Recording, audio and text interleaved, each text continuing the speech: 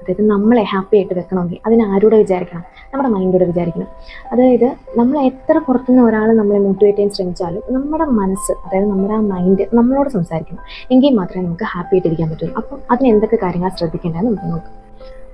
ശരിക്കും നമ്മുടെ ബ്രെയിൻ എന്ന് പറഞ്ഞാൽ നമുക്ക് കാറ്, അതായത് ഏതെങ്കിലും ഒരു വണ്ടി ഓടണമെങ്കിൽ അതിന് ഏതാണോ, പെട്രോൾ ആണെങ്കിൽ പെട്രോൾ, ഡീസലാണെങ്കിൽ ഡീസൽ, അപ്പം എന്തെങ്കിലും ഒരു ഫ്യൂവൽ നിറച്ചാൽ മാത്രമേ ആ കാറ് പോകത്തുള്ളൂ അല്ലേ?